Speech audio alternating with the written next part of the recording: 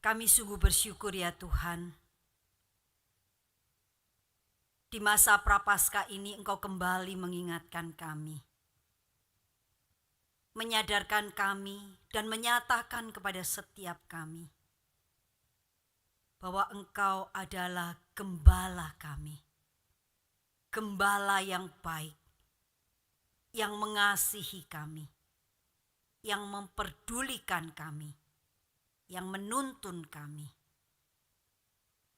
Kami senantiasa membutuhkan pimpinan dan tuntunan-Mu, agar kami boleh menjalani kehidupan kami sebagai anak-anak-Mu, sehingga selalu berkenan dan hidup seturut dengan kehendak-Mu. Ajarlah, didiklah, dan tuntunlah kami melalui kebenaran firman-Mu. Tolonglah setiap kami untuk sungguh-sungguh belajar dan mengerti akan kehendak-Mu, sehingga firman-Mu sungguh-sungguh menjadi pelita dan terang di dalam kehidupan kami. Berbicaralah kepada kami ya Tuhan, karena kami siap mendengarkan. Kami mohon Allah Roh Kudus yang akan menyatakan kebenaran itu kepada setiap kami. Hanya di dalam nama Tuhan Yesus kami berdoa dan bersyukur. Amin.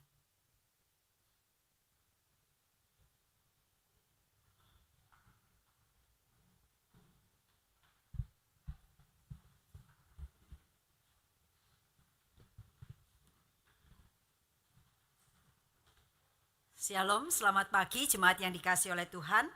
Saya mengajak kita untuk bersama-sama membaca satu bagian firman Tuhan dari kitab Yeskiel pasal yang ke-34. Kitab Yeskiel pasal yang ke-34 kita tidak membaca secara keseluruhan, tetapi kita akan mengambil beberapa bagian dari bagian ini. Tapi saya berharap nanti Bapak Ibu bisa membacanya secara lengkap di rumah ya. Kita akan membaca Yeskiel 34 ayat 1 sampai 6. Silakan Bapak Ibu memperhatikan. Saya akan membacakan perlahan-lahan untuk kita semua. Demikian bunyi firman Tuhan. Tuhan gembala Israel yang baik melawan gembala-gembala yang jahat. Lalu datanglah firman Tuhan kepadaku. Hai anak manusia, bernubuatlah melawan gembala-gembala Israel. Bernubuatlah dan katakanlah kepada mereka, kepada gembala-gembala itu, beginilah firman Tuhan Allah. Celakalah gembala-gembala Israel yang menggembalakan dirinya sendiri. Bukankah domba-domba yang seharusnya digembalakan oleh gembala-gembala itu? Kamu menikmati susunya. Dari bulunya kamu buat pakaian. Yang gemuk kamu sembeli. Tetapi domba-domba itu sendiri tidak kamu gembalakan. Yang lemah tidak kamu kuatkan. Yang sakit tidak kamu obati. Yang luka tidak kamu balut. Yang tersesat tidak kamu bawa pulang. Yang hilang tidak kamu cari. Melainkan kamu injak-injak mereka dengan kekerasan dan kekejaman. Dengan demikian mereka berserak. Oleh karena gembala tidak ada, dan mereka menjadi makanan bagi segala binatang di hutan. Domba-dombaku berserak dan tersesat di semua gunung dan di semua bukit yang tinggi. Ya, di seluruh tanah itu domba-dombaku berserak, tanpa seorang pun yang memperhatikan atau mencari. Kita lanjutkan ayat yang ke-10 sampai yang ke-12. Beginilah firman Tuhan Allah, aku sendiri akan menjadi lawan gembala-gembala itu. Dan aku akan menuntut kembali domba-dombaku dari mereka. Dan akan menghentikan mereka menggembalakan domba-dombaku. Gembala-gembala itu tidak akan terus lagi menggembalakan dirinya sendiri. Aku akan melepaskan domba-dombaku dari mulut mereka, sehingga tidak terus lagi menjadi makanannya. Sebab beginilah firman Tuhan Allah. Dengan sesungguhnya aku sendiri akan memperhatikan domba-dombaku dan akan mencarinya. seperti seorang gembala mencari dombanya pada waktu domba itu tercerai dari kawanan dombanya. Begitulah aku akan mencari domba-dombaku, dan aku akan menyelamatkan mereka dari segala tempat kemana mereka diserahkan pada hari berkabut dan hari kegelapan. Yang terakhir kita akan membaca ayat 30-31. Dan mereka akan mengetahui bahwa aku, Tuhan, Allah mereka, menyertai mereka. Dan mereka, kaum Israel, adalah umatku. Demikianlah firman Tuhan Allah.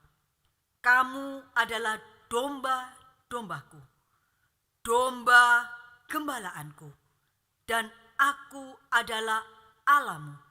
Demikianlah firman Tuhan Allah.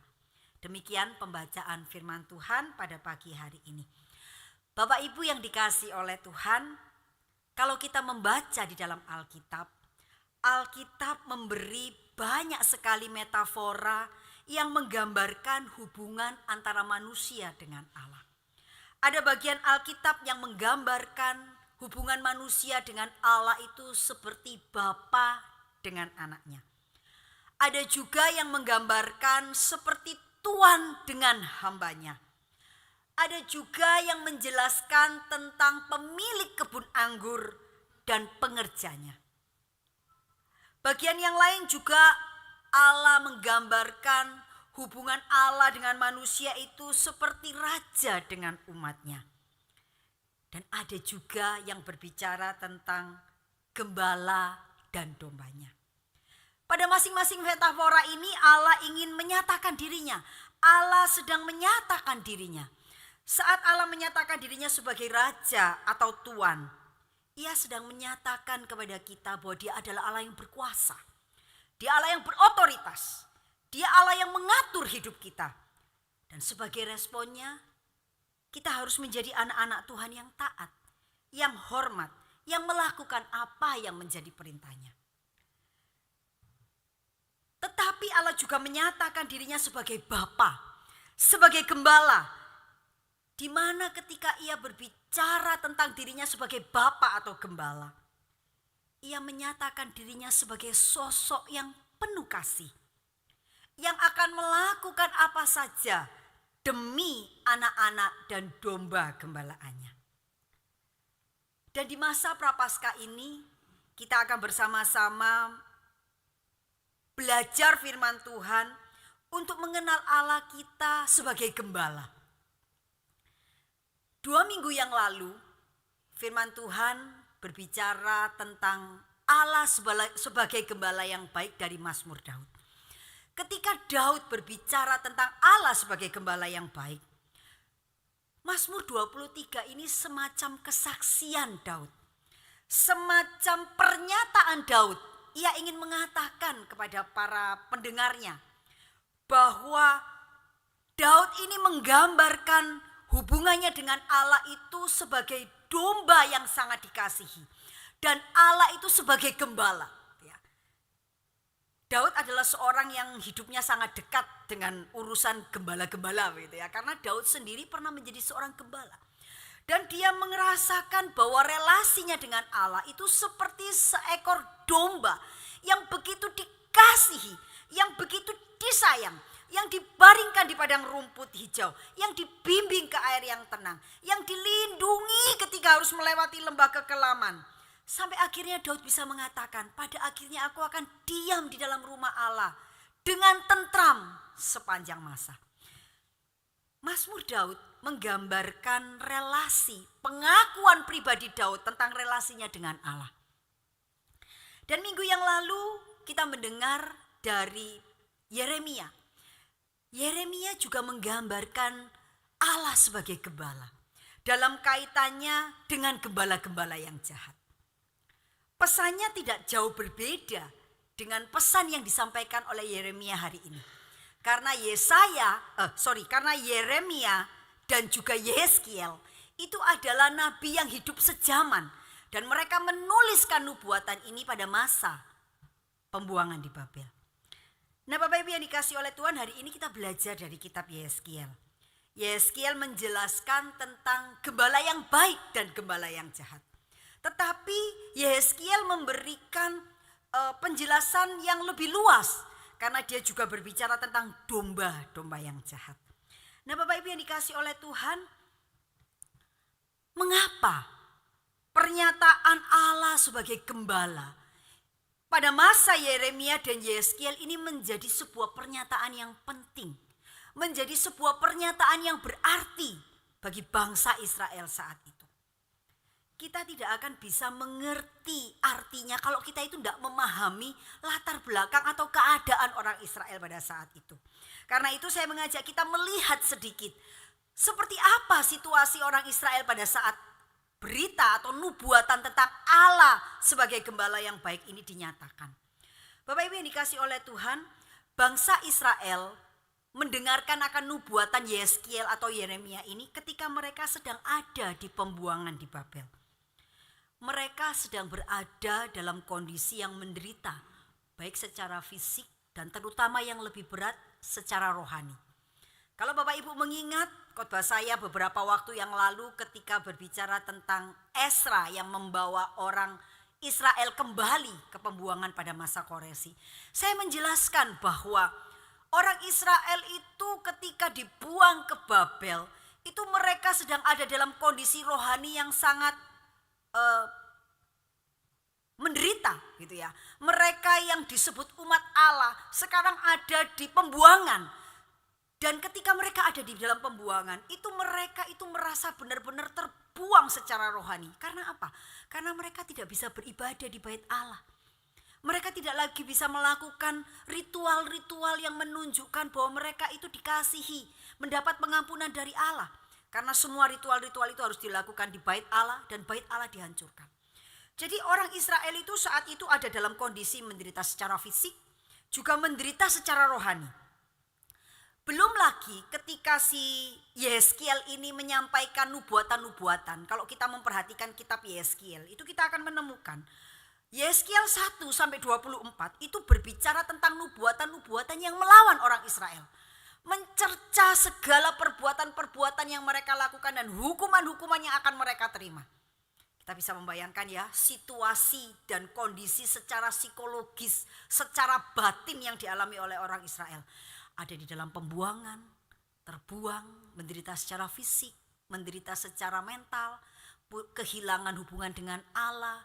Ditambah lagi dengan peringatan-peringatan yang disampaikan oleh Yeskiel tentang nubuatan-nubuatan melawan Israel. Oh, mereka ini ada dalam keadaan yang sepertinya tidak punya harapan. Tidak ada sesuatu yang baik yang bisa terjadi kepada mereka. Tetapi dalam pasal yang ke-34 ini, Yeskiel menyampaikan sebuah pesan yang menurut saya itu sangat melegakan bagi orang Israel.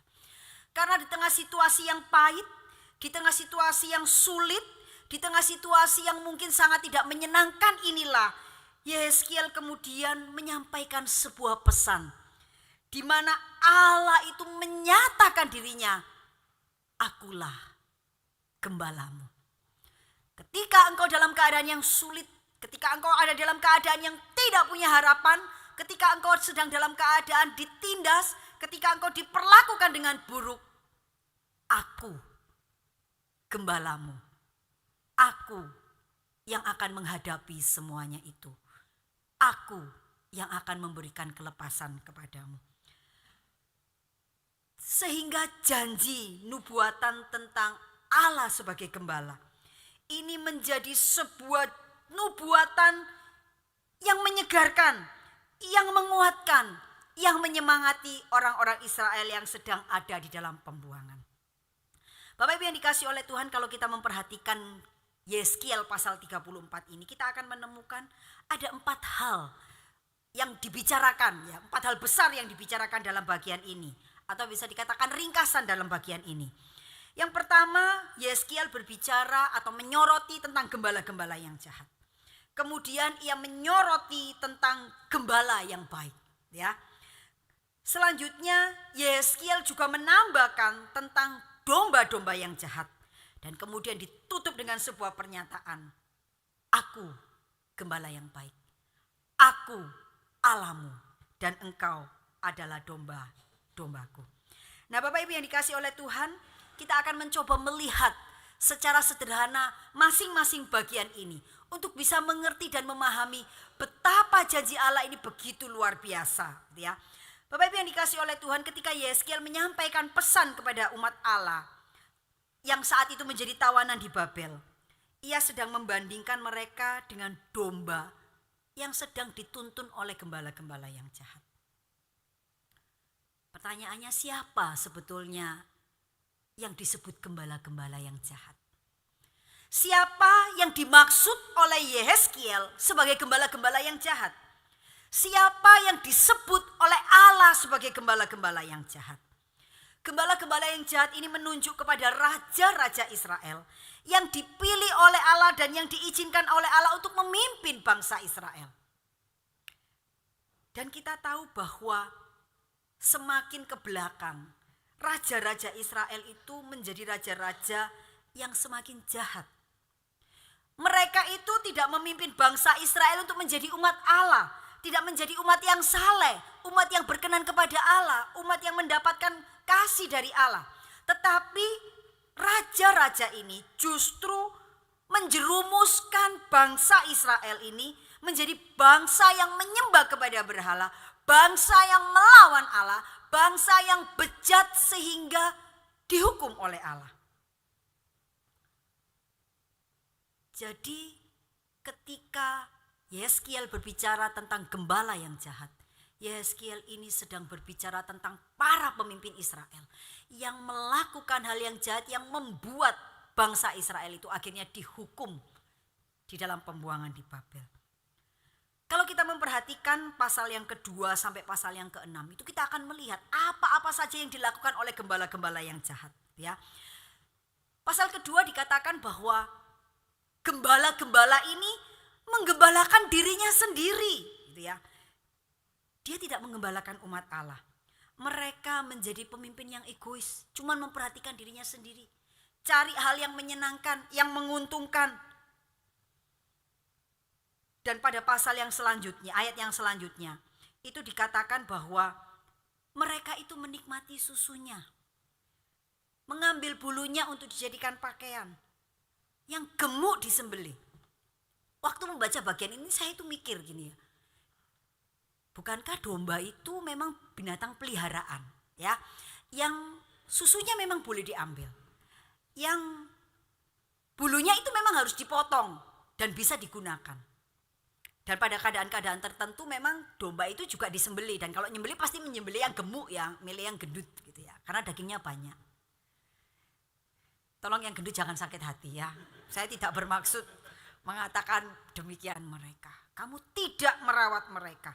Yang sakit tidak dirawat. Yang lemah tidak dikuatkan. Yang sesat tidak dibawa pulang.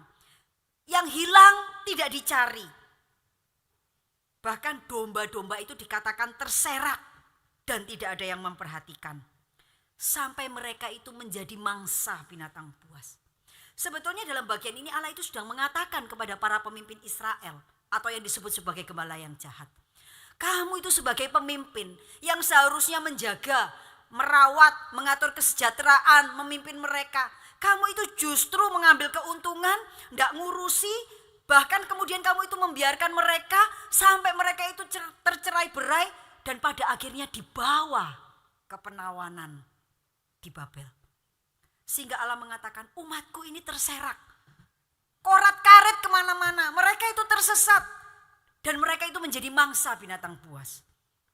Karena itu Allah mengatakan kamu adalah gembala-gembala yang jahat. Akibat kepemimpinan yang salah dan hidup para pemimpin yang melawan Allah. Sehingga akhirnya umat Allah ini ikut berdosa. Dan akhirnya dihukum di dalam pembuangan di Babel. Para pemimpin Israel yang seharusnya menggembalakan umat pilihan Allah gagal melakukan tugasnya. Justru mereka melakukan yang jahat dan membuat bangsa itu jatuh di dalam dosa dan menjadi tawanan di negeri Babel. Karena itulah Yeskiel menyebut mereka sebagai gembala yang jahat. Kalau mereka sudah disebut gembala yang jahat, lalu apa yang Allah lakukan? Dalam bagian selanjutnya kalau kita perhatikan pasal yang ke-10 sampai ke-16 itu Allah menyatakan diri. Allah mengatakan, aku akan menjadi gembalamu. Allah menyatakan diri, ini loh, ada gembala yang baik yang akan mengambil alih. Apa yang dilakukan oleh gembala yang baik? Dikatakan bahwa ia sendiri yang akan melawan gembala-gembala yang jahat. Ia akan mengambil alih domba-dombanya. Ia akan mengambil kembali domba-dombanya. Dan tidak membiarkan domba-domba itu tetap menjadi mangsa. Dan dikatakan bahwa aku akan mengambil engkau kembali. Dan aku sendiri yang akan menggembalakan. Bapak Ibu yang dikasihi oleh Tuhan, dalam bagian ini Allah ingin menyatakan bahwa Allah sendiri yang akan menurunkan para raja yang jahat itu dari tahta mereka. Dan mengambil kembali kawanan domba ini. Mengumpulkannya kembali. Mencari yang terhilang. Mengumpulkan yang terserak. Dan membawa kembali ke tanah perjanjian. Bapak Ibu yang dikasihi oleh Tuhan, dalam bagian ini Yeskiel ingin mengatakan, pemimpin-pemimpin yang dipilih oleh Allah yang seharusnya menjadi bagian dari sebuah solusi, justru menjadi sumber masalah. Karena itu di dalam otoritasnya Allah mengambil alih. Allah mengambil kembali domba-domba itu. Dan Allah sendiri yang akan menggembalakan mereka. Bapak Ibu yang dikasihi oleh Tuhan, sebagai gembala yang baik, Allah akan mencari yang hilang. Membawa pulang yang sesat. Membalut yang luka. Menguatkan yang sakit. Dan juga melindungi yang gemuk dan kuat. Artinya bahwa Allah itu menjadi gembala bagi semua. Baik yang menderita, baik yang cukup, baik yang baik-baik saja. Mereka semua adalah domba-dombaku. Dan Allah akan menjaga dan merawat mereka. Bapak Ibu yang dikasih oleh Tuhan, janji bahwa Allah itu akan menjadi gembala dan menggembalakan mereka. Itu digenapi oleh Allah dalam 2 dimensi waktu. Yang pertama, Allah itu menggenapi janji bahwa Allah itu akan menjadi gembala, mengumpulkan yang terserak dan mengembalakan mereka sendiri. Itu ketika Allah itu memenuhi janjinya untuk memulihkan kondisi bangsa Israel. Ini adalah penggenapan Allah dalam 2 dimensi waktu yang pertama, yaitu saat itu. Yaitu bahwa Allah itu memulihkan bangsa Israel, memimpin mereka kembali ke negeri, ke tanah perjanjian dari negeri pembuangan. Dan janji ini sudah digenapi, ya. Kalau Bapak Ibu membaca Alkitab, kita akan sudah melewati bagian ini, ya. Kita lihat bagaimana raja-raja itu melakukan yang jahat, kemudian dibuang ke Babel, dan kemudian di dalam Esra itu untuk mencari dan menyelamatkan yang terhilang. Jadi ketika Allah itu mengatakan, aku gembala yang baik, aku akan mencari, aku akan menyelamatkan, aku akan membawa kembali. Itu ketika bagi bangsa Israel, itu pemenuhannya adalah ketika orang Israel itu dibawa balik pulang ke tanah perjanjian. Tetapi bagi kita hari ini, janji itu juga digenapi ketika Yesus, Sang Mesias itu datang ke dalam dunia, mencari dan menyelamatkan yang terhilang.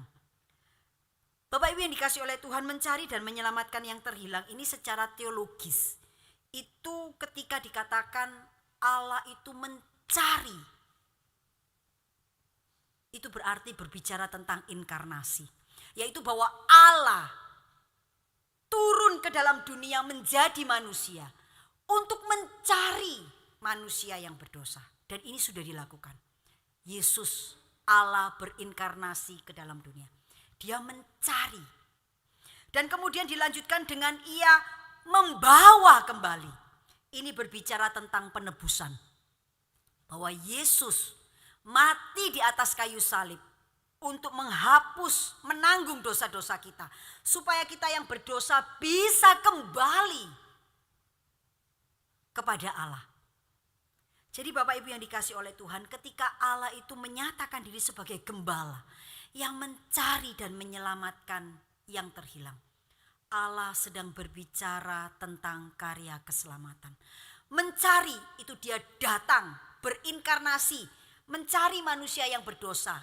Allah turun ke bumi mencari manusia yang berdosa. Dan ketika ia mengatakan membawa kembali, Allah sedang berbicara tentang penebusan, yaitu bahwa ia mati di atas kayu salib untuk menghapuskan segala dosa dan kesalahan kita. Sehingga kita yang berdosa ini bisa kembali dilayakkan oleh Allah dan bisa kembali bersekutu dengan Allah. Bapak Ibu yang dikasihi oleh Tuhan, Allah Sang Gembala yang baik telah menggenapi janjinya dengan mencari dan menyelamatkan yang tersesat. Dan sampai hari ini dia terus menjadi gembala kita. Bapak Ibu yang dikasihi oleh Tuhan, setelah membahas gembala-gembala yang jahat dan juga mencatat respon Allah sebagai gembala yang baik, Yeskiel tidak berhenti sampai di situ. Yeskiel melanjutkan dengan berbicara tentang domba-domba yang jahat. Yeremia tidak membahas tentang ini, tetapi Yeskiel berbicara tentang domba-domba yang jahat. Siapa domba-domba yang jahat ini? Ya, Bapak Ibu yang dikasihi oleh Tuhan, saat Allah menyatakan nubuat ini kepada Yeskiel, bangsa Israel ini sedang berada di dalam pembuangan seperti saya katakan ya. Di awal Yeskiel itu mengkritik kegagalan para pemimpin Israel atau raja-raja Israel yang tidak sanggup mengembalakan mereka. Yeskiel mengkritik perilaku gembala atau pemimpin-pemimpin yang gagal, yang menyebabkan orang Israel ini akhirnya ada di dalam pembuangan, ada di dalam hukuman. Tetapi Yeskiel tidak berhenti sampai pada mengkritik para pemimpin. Yeskiel melanjutkan dengan mengingatkan bahwa kamu itu menderita juga disebabkan karena di antaramu sendiri itu ada domba-domba yang tidak baik. Ada domba-domba yang jahat. Ada domba-domba yang menindas domba-domba yang lain. Ada domba-domba yang menindas domba-domba yang lemah. Kalau kita perhatikan di dalam ayat yang ke-7 dan 8, kita dapat melihat bahwa ada kawanan domba yang perlu diselamatkan dari domba-domba yang jahat. Bapak Ibu yang dikasihi oleh Tuhan, Yeskiel sedang menyampaikan sebuah pesan bahwa di antara domba-domba itu ada juga umat Allah atau domba-domba yang jahat. Apa yang sebetulnya ingin disampaikan oleh Yeskiel? Yeskiel ingin mengingatkan kepada kita atau mengingatkan kepada mereka saat itu bahwa penderitaan yang mereka alami selain karena ajaran dan didikan Tuhan, selain karena kejahatan-kejahatan yang dilakukan oleh para pemimpin, jangan lupa kamu juga punya andil. Kamu juga bisa menjadi penyebab karena kamu melakukan hal-hal yang berdosa kepada Allah. Domba-domba yang dianiaya ini belum tentu benar. Beberapa di antara mereka adalah domba-domba yang jahat. Karena itu Allah mengatakan kepada mereka, kalau di antaramu, kalau kamu hidup bersama dengan orang-orang yang jahat, domba-domba yang jahat, aku akan membela. Aku memperhatikan dan aku akan menolong. Karena itu di dalam ayat 18-19 itu Yeskiel menyampaikan sebuah teguran yang sangat keras. Dia mengatakan, apakah belum cukup bagimu bahwa kamu menghabiskan padang rumput yang baik? Mesti pulakah kamu injak-injak padang rumput yang lain dengan kakimu? Belum cukupkah bahwa kamu minum air yang jernih? Mesti pulakah yang tinggal kamu kerukan dengan kakimu? Apakah domba-dombaku seharusnya makan rumput yang sudah diinjak-injak kakimu dan meminum air yang sudah dikerukan kakimu? Artinya bahwa Allah itu bukan hanya memperhatikan hubungan antara domba dengan gembala yang jahat. Tetapi Allah itu juga memperhatikan, memperdulikan dan ikut hadir ketika di antara domba-domba itu ada domba-domba yang jahat.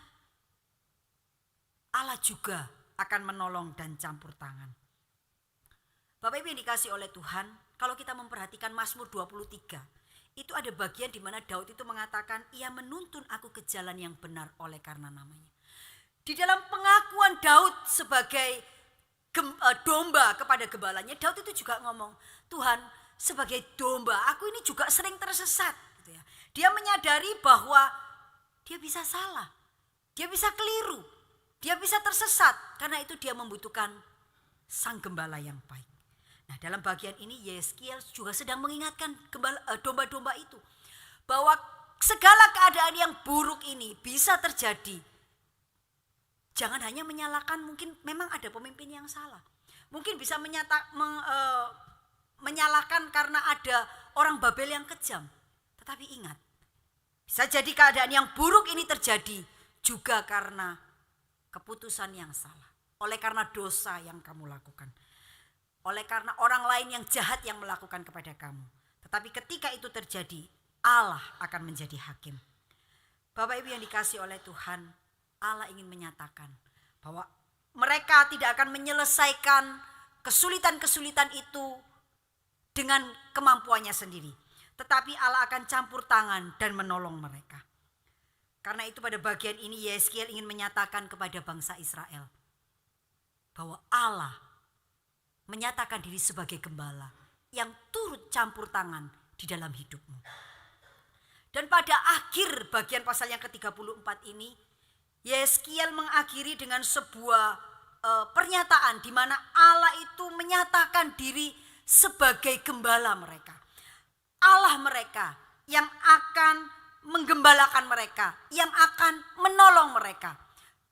Dan dalam bagian ini juga Allah menyatakan bahwa Ia akan memberikan Daud untuk menggembalakan mereka. Waktu baca bagian ini saya itu agak bingung gitu ya. Loh, kok Allah itu akan memberikan Daud untuk memimpin dan menggembalakan mereka gitu ya. Kalau menyebut keturunan Daud, oh ya mungkin ya. Tetapi kenapa kok ngomongnya Allah akan mengutus Daud untuk menggembalakan mereka? Ya. Padahal kalau kita melihat dari kronologi sejarah, Daud ini hidup 400 tahun sebelum Yeskiel. Jadi Daud ini pasti sudah tidak ada gitu, sudah mati ya. Sudah raja-raja itu begitu banyak. Jadi Daud ini sudah mati ketika Yeskiel mengatakan bahwa Allah itu akan mengirim Daud untuk menggembalakan umatnya. Sebetulnya dalam bagian ini, itu Yeskiel sedang menyampaikan nubuatan mesianis. Yeskiel sedang mengatakan bahwa akan datang Kristus Sang Mesias yang merupakan keturunan Daud, yang akan menjadi gembala yang baik, yang akan menggembalakan domba-domba, yang akan melindungi domba-domba, yang akan menjaga domba-domba, dan yang akan mendatangkan kesejahteraan bagi domba-domba. Nah Bapak Ibu yang dikasihi oleh Tuhan, ketika kita tahu bahwa Allah adalah gembala yang baik, lalu bagaimana seharusnya kita ini merespon? Ketika saya menyiapkan bagian ini tuh saya menemukan sebuah keindahan yang menurut saya itu luar biasa. Ketika Allah itu berbicara kepada Daud tentang gembala yang baik. Ini perspektifnya Daud. Daud itu melihat Allah sebagai gembalaku. Allah yang baik. Allah yang membimbing aku ke air yang tenang. Allah yang melindungi aku. Allah yang menggunakan gada dan tongkatnya untuk melindungi dan mendisiplin aku. Tetapi dari Yeskiel ini, sudut pandang Allah yang menyatakan diri kepada umatnya. Ini loh, aku gembala yang baik. Kalau aku sebagai gembala, itu aku memperhatikan seluruh aspek hidupmu. Aku memperhatikan pemimpinmu. Aku memperhatikan rekan kerjamu atau rekan-rekan di sekitarmu. Aku juga memperhatikan hidupmu. Ketika Allah berkata, aku gembala yang baik, dalam kaitannya dengan gembala yang jahat, itu Allah sedang mengatakan bahwa ketika aku mengasihi kamu, aku itu mati untuk kamu. Gembala yang baik memberikan nyawanya untuk menyelamatkan domba-dombanya. Dan itu Kristus sudah lakukan. Kita tidak perlu mempertanyakan dan kita tidak perlu meragukan lagi. Kristus sudah melakukan itu. Sebagai gembala aku sudah mati untuk domba-dombaku, untuk menyelamatkan mereka dari kematian kekal. Lalu bagaimana respon kita? Seharusnya sebagai umat yang sudah dikasihi dan diselamatkan, respon kita itu harus balik mengasihi Allah kita, ya. Mentaati tuntunan gembala agung kita. Yang kita tahu dia tidak akan menuntun kita ke tempat yang mencelakakan. Lawang nyawa saja sudah diberikan kepada kita. Masa dia tidak akan menuntun kita ke tempat yang baik? Masa dia tidak memelihara kita? Masa dia tidak mencukupkan kebutuhan kita? Nyawa aja udah dikasih. Karena itu ketika kita itu memahami Allah itu sebagai gembala yang memberikan nyawanya kepada kita, kita jangan pernah meragukan kasihnya. Jangan pernah melakukan pemeliharaannya. Jangan pernah melakukan kebaikannya. Kemudian sebagai gembala yang baik, dikatakan bahwa ia juga akan membela kita, ya, dari orang-orang yang dipercaya untuk memimpin kita. Ketika Allah itu memberi pemimpin kepada kita atau memberi orang yang diberi otoritas untuk mengatur hidup kita, entah itu di dalam gereja, entah itu di dalam pemerintahan, Allah itu memastikan dan menggaransi kita bahwa aku gembalamu itu akan membela kalau kamu itu mendapatkan perlakuan yang tidak sebagaimana mestinya. Ketika pemimpinmu itu melakukan yang jahat, ketika pemimpinmu itu melakukan sesuatu yang tidak benar, aku sebagai gembalamu tidak akan tinggal diam. Aku akan melakukan sesuatu. Dan kalau perlu aku akan mengambil otoritas mereka ketika mereka tidak melakukan apa yang seharusnya mereka lakukan. Karena itu Bapak Ibu yang dikasih oleh Tuhan, kalau ketika sebelum pemilu saya menyampaikan suara gembala, saya mengatakan kalau akhirnya nanti yang terpilih itu mungkin tidak sesuai dengan pilihan kita, kita nggak perlu takut, ya. Kita percaya bahwa semua pemerintahan itu otoritasnya berasal dari Allah. Kalau bukan Allah yang memberikan itu, mereka tidak akan bisa berkuasa. Dan kalau mereka itu berkuasa, atau kalau mereka itu melakukan sesuatu yang tidak benar, atau ketika mereka itu melakukan sesuatu yang jahat, atau ketika mereka itu melakukan sesuatu yang mencelakai umat pilihan Allah, percayalah, Allah itu akan membela kita. Karena itu kita nggak perlu baper, nggak perlu sedih. Mari kita berdoa untuk para pemimpin kita, supaya mereka itu terus ditolong untuk bisa melakukan dan mengerjakan tugas mereka dengan baik. Dan ketika mereka melakukan sesuatu yang jahat, Allah akan menjadi pembela kita, ya. Dan sebagai respon kita perlu ingat bahwa setiap kita yang mungkin jadi pemimpin, diberi Tuhan kepercayaan, entah itu di rumah, entah itu di gereja, entah itu di perusahaan, atau di mana saja. Ketika Allah itu memberi kesempatan kepada kita untuk menjadi pemimpin, ingat, jangan menjadi pemimpin yang egois. Jangan menjadi pemimpin yang mementingkan diri sendiri. Jangan menggunakan kepercayaan yang atau kuasa yang Allah berikan kepada kita itu dengan cara yang jahat. Karena ingat, kita punya gembala yang akan menuntut kepada kita tanggung jawab. Dan Allah yang memberikan kepercayaan itu juga akan bisa mengambil otoritas atau kuasa yang diberikan kepada kita untuk memimpin. Karena itu sebagai respon kita, ketika Allah mempercayakan sebuah kepemimpinan kepada kita, entah itu di rumah sebagai orang tua, entah itu di tempat pekerjaan sebagai pemimpin atau pemilik, entah itu di gereja sebagai penatua atau hamba Tuhan, atau di mana saja, mari kita menggunakan kuasa kepemimpinan yang Allah berikan kepada kita itu dengan penuh tanggung jawab untuk mensejahterakan orang-orang yang kita pimpin. Dan sebagai gembala yang baik, Allah itu akan menjadi hakim dan membela kita jika ada pihak-pihak yang melakukan sesuatu yang buruk dan mencelakai kita. Kadang-kadang di dalam relasi kita dan sesama kita itu bisa berada dalam posisi yang tersudut, dalam posisi yang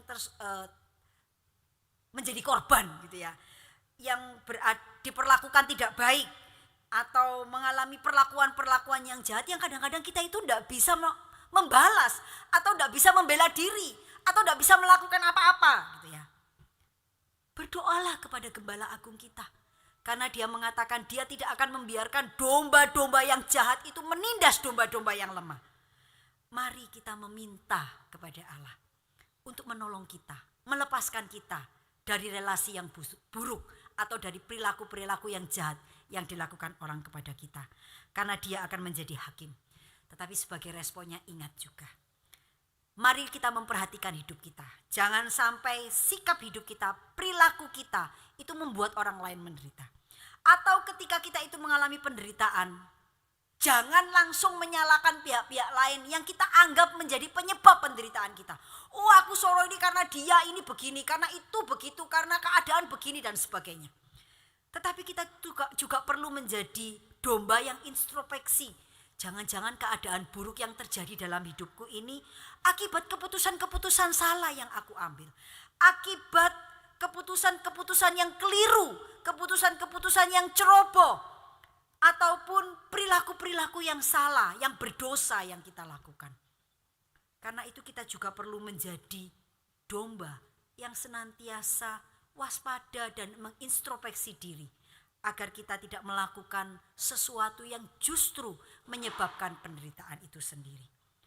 Nah, Bapak Ibu yang dikasih oleh Tuhan, sebagai gembala yang baik, dikatakan bahwa Allah akan memelihara, menuntun, dan melindungi kita. Dia akan menggembalakan kita. Lalu apa respon kita? Respon yang terbaik adalah marilah kita trust NOB. Percaya dan taat. Percaya bahwa Dia tidak akan meninggalkan kita. Percaya bahwa Ia akan menuntun kita ke padang rumput hijau.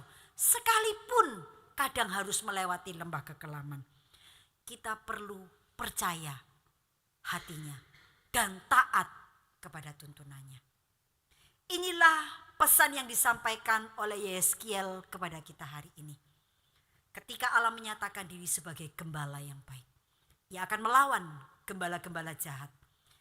Dia akan menjadi gembala yang baik. Dia juga akan melawan domba-domba yang jahat. Dan Dia akan menjadi Tuhan dan gembala dalam hidup kita. Mari kita berdoa. Tuhan Allah Bapa kami yang di surga, terima kasih untuk pernyataan-Mu kepada kami pada siang hari ini. Ketika Engkau menyatakan diri, mengingatkan kami kembali bahwa Engkau adalah Allah, gembala kami yang baik. Gembala di dalam seluruh aspek kehidupan kami. Gembala yang menjaga kami, gembala yang mendisiplin kami, gembala yang mengingatkan kami, dan yang senantiasa mengasihi kami. Biarlah firman Tuhan pada hari ini akan mengingatkan setiap jemaat-Mu yang sudah mendengarkan.